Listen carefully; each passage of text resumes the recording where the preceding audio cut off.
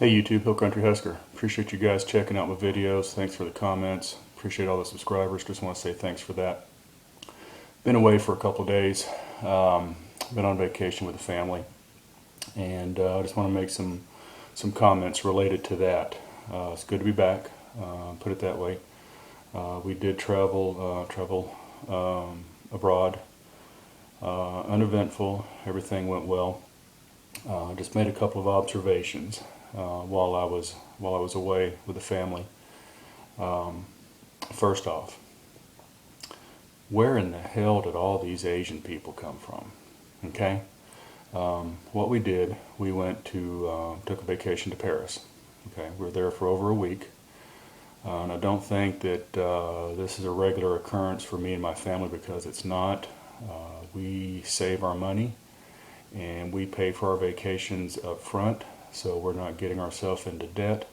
But we do think it's good for us and also for the kids to go and experience these things. And we did have a good experience in Paris. That was a positive thing. But what we noticed, there are so many Asian people. Now, I don't know if these are Chinese, Japanese, Korean, Vietnamese, what they are, but they're there by the thousands. Okay, and here's a couple observations that I made.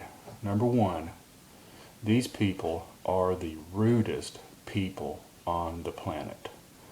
They don't care if they knock you down to get to where they're going. They will bowl over your children in a heartbeat to get to the other side of the room. I am not kidding. The nicest people that we met, aside from the French people, the nicest people that we met were either from Canada, North America, or Australia. Okay? They were the nicest, helpful. We helped them, they helped us. We got along. We saw, I actually ran into a couple of them a couple of times. Kind of unusual for being in Paris. But these Asian people are just rude. Now, here's something else I noticed. You'll see a big herd of Asian men and women. I'll just say they're Chinese. You'll see a big herd of Chinese men and women, but you won't see any kids. Okay? And then you'll see a big herd of Chinese kids with one or two parents that are shepherding them along. So why wouldn't you go on vacation with your kids? Or are you just going on vacation with you and your spouse? I don't know if they sign up for some big tour or whatever, but God, they're everywhere. I am not kidding. I'll tell you one place they're not. You don't see them in the cafes and restaurants, so I guess they don't eat. And you don't see them in the souvenir shops, which kind of makes sense, because why would you travel from China to France to buy some Chinese-made junk in the souvenir shop just to take back to China? I guess that makes sense. Why? That's why you don't see them in the souvenir shops. But you don't see them in the cafes, you don't see them in the restaurant. Not once. Okay? Not once. French people, great. Very accommodating for dumb American like me who don't speak much French. They were very helpful, very friendly, very congenial. Great. Loved it. Very respectful people. Kudos to the French people, the French citizens. Did see a lot of armed military just about everywhere we went. Patrols of 3 to 5 soldiers with what looked, I'm not sure what kind of weaponry they had, but it appeared that only one had a magazine inserted into his weapon. But I'm sure the others probably had something close by. Saw those everywhere. They were walking around Notre Dame, walking around the Louvre, walking around the Eiffel Tower, walking around everywhere. Just walking around, like I said, in groups of 3 to 5, men and women, but French soldiers, which is fine. Didn't bother me. You know, they got a big mess going on over there, which is really going to hurt the people when the shit does hit the fan, because those guys over there, they basically live day to day. They got little grocery stores, little markets, real small, on just about every corner where you can run in and buy some fruit, some vegetables, some meat, some bread. Bread is everywhere. But they basically, looks like they live from day to day as far as what they're not running down to the big box store every week and stocking up and then coming home and then going back again a week later. It appears that they're doing it just about every day or two. So when the disruption in supply chain happens, those guys are really going to be affected.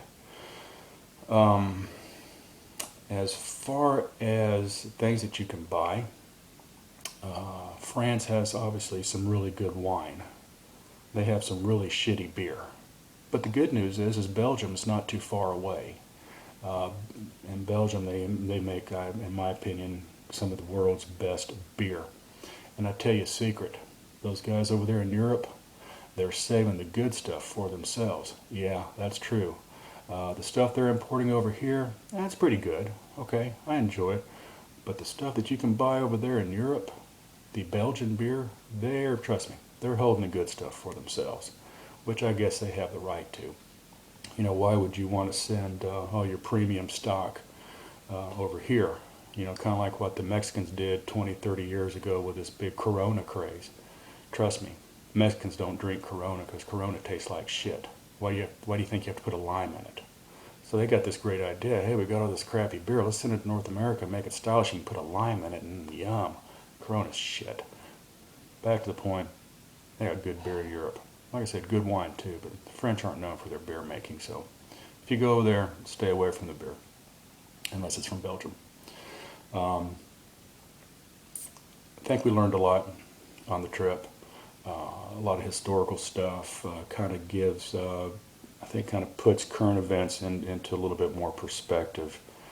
France is a socialist country. European Union is socialist, and things are bad over there. We did meet, for example, we met a young man from Dublin, Ireland, who is a college graduate, has a degree in business management, can't find a job in business management, so he's working as a tour guide. This guy was really sharp, very articulate. It's very unfortunate that he can't find a job, but that just kind of gives you an indication of the situation over there, of what the job market is like. And kudos to this guy from Ireland who recognized that I can't get a job in my field, so I'm going to go get a job doing something. I admired that. But I think it is indicative of the situation over there, not just in Paris, but in the European Union as a whole. And yeah, things are bad over there, and things will be bad if a shit hit the fan event happens, because they're not prepared for it. But anyway, back in the good old USA, get back to making videos. Just wanted to make some comments on that. Just my thoughts, Hill Country Husker. Thanks.